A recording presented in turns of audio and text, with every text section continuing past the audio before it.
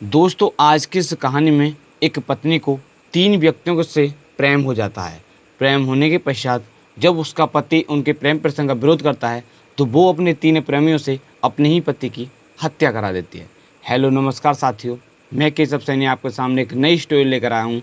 दोस्तों आज की जो कहानी है वो है कानपुर की। दोस्तों आज की इस कहानी को शुरू करने से पहले मैं आपसे एक विनती करना चाहूँगा कि अगर आप हमारे यूट्यूब चैनल पर पहली बार आए हो तो चैनल को अवश्य सब्सक्राइब करें, वीडियो को लाइक करें और शेयर करें। दोस्तों आज की जो कहानी है वो है कानपुर की।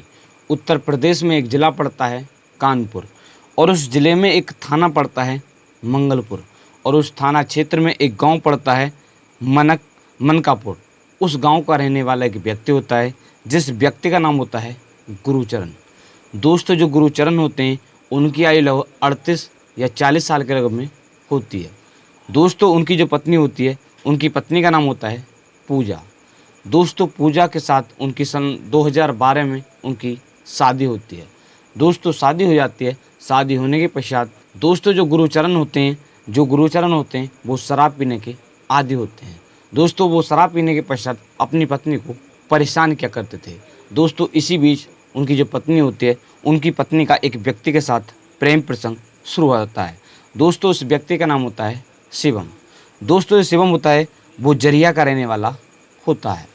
दोस्तों इसी तरह चलता रहता है। वो जो पूजा होती है, पूजा को भागा कर ले जाता है और उसे लगभग 2 या ढाई महीने महाराष्ट्र में अपने साथ रखता है। इसके पश्चात जो पूजा होती है वो वापस लौटकर अपने घर पर आ जाती है, मगर उसके जो पति होते हैं जो शराब पीने के आदी होते हैं वो फिर भी अपनी पत्नी को रख लेते हैं। दोस्तों इसके पश्चात उनकी जो पत्नी होती है, उनकी पत्नी का एक अन्य व्यक्ति के साथ प्रेम प्रसंग शुरू हो जाता है। दोस्तों या कह सकते हैं दूसरे व्यक्ति के साथ प्रेम प्रसंग शुरू हो जाता है।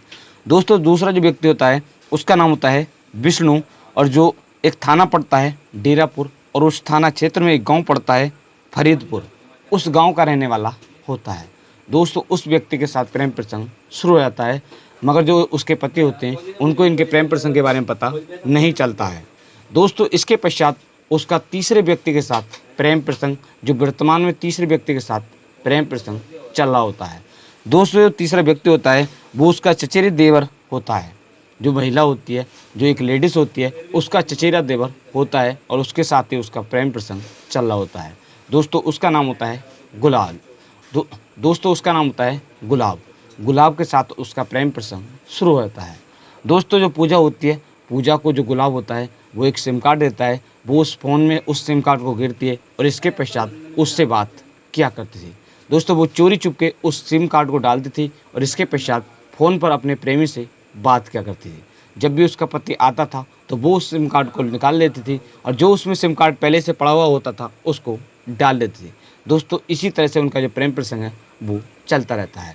दोस्तों इस घटना से कुछ दिन पहले उसके जो पति होते हैं उनको इनके प्रेम प्रसंग के बारे में पता चलता है।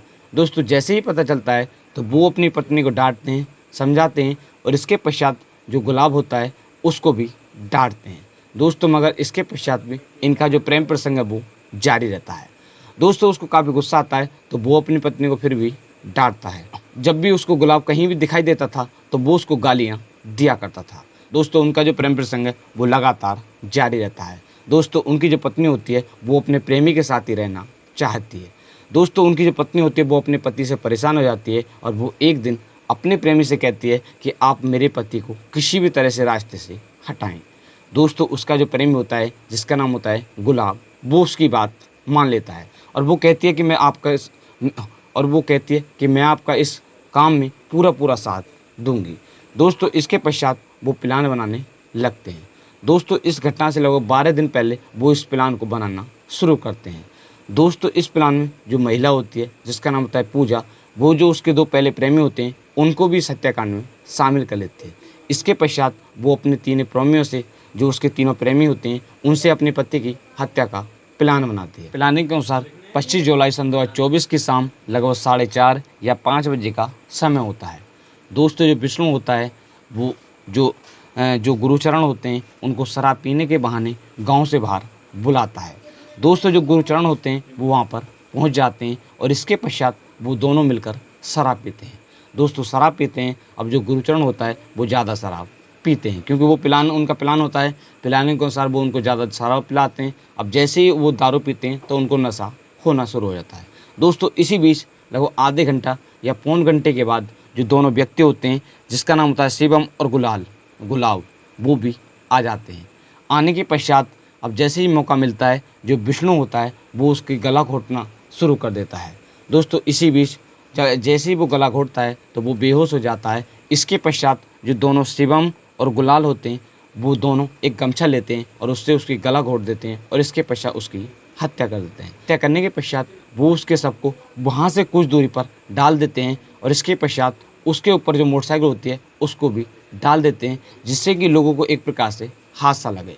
दोस्तों इसके पश्चात जो गुलाब होता है वो अपनी प्रेमिका, जिसका नाम होता है पूजा को फ़ोन कर कहता है कि ऐसे ऐसे मैंने आपके पति को ख़त्म कर दिया है और ऐसे ऐसे काम हो गया है।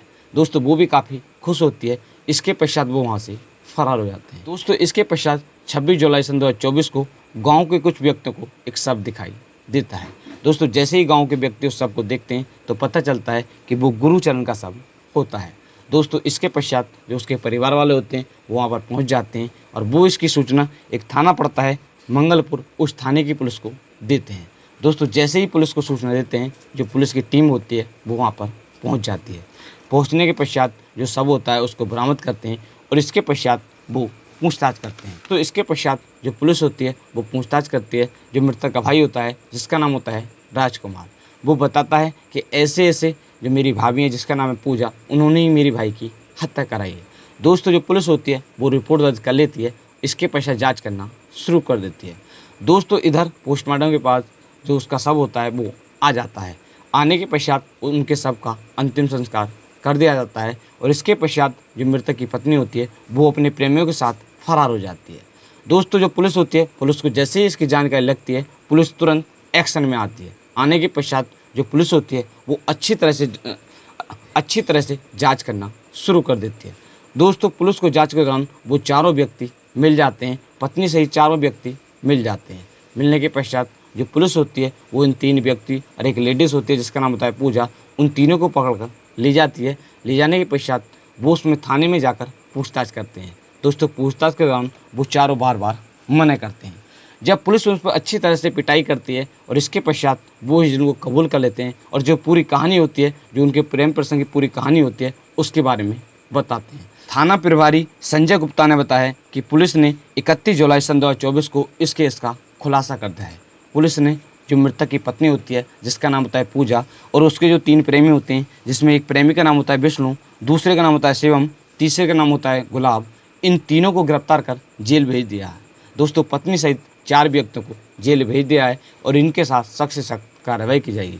दोस्तों आज की इस कहानी को सुनाने का उद्देश्य आपको परेशान करना नहीं, सिर्फ आपको जागरूक करना है कि आज हमारे देश में जो लोग हैं वो किस तरह की हरकत कर रहे हैं। दोस्तों आज की इस कहानी में आपने सुना ही होगा, तो कहा जाता है कि पति पत्नी का रिश्ता पवित्र माना जाता है, क्योंकि दोस्तों जब शादी होती है, शादी के समय जब साथ फेरे फिरते हैं तो उस समय पति पत्नी 7 जन्म तक साथ निभाने का वादा करते हैं। मगर दोस्तों आज की इस कहानी में आपने सुना ही होगा कि एक पत्नी ने अपने 3 प्रेमियों के साथ मिलकर अपने ही पति की हत्या कर दी। दोस्तों इस पत्नी को क्या सज़ा होनी चाहिए आप कमेंट बॉक्स में कर सकते हैं। दोस्तों हमारा हर एक कहानी को सुनाने का उद्देश्य किसी भी व्यक्ति को परेशान करना नहीं, सिर्फ आपको जागरूक करना रहता है कि आप भी इस तरह का कोई भी कदम ना उठाएं। दोस्तों अगर आप हमारे यूट्यूब चैनल पर पहली बार आए हो तो चैनल को अवश्य सब्सक्राइब करें, वीडियो को लाइक करें और शेयर करें। दोस्तों आज की जो कहानी है, मैंने इस कहानी को पढ़कर तैयार किया है अमृत वितान news, Amar Ujala news, Dainik Bhaskar news, इन सभी न्यूज़ से पढ़कर इस कहानी को, जो कहानी मैंने आपको सुनाई, इन सभी न्यूज़ से पढ़कर इस कहानी को तैयार किया था। दोस्तों मिलते हैं आपको नेक्स्ट कहानी के साथ। आप सभी लोग मस्त रहें, स्वस्थ रहें। दोस्तों आप कहाँ से हमारी कहानी को देख रहे हैं कमेंट बॉक्स में बताएं।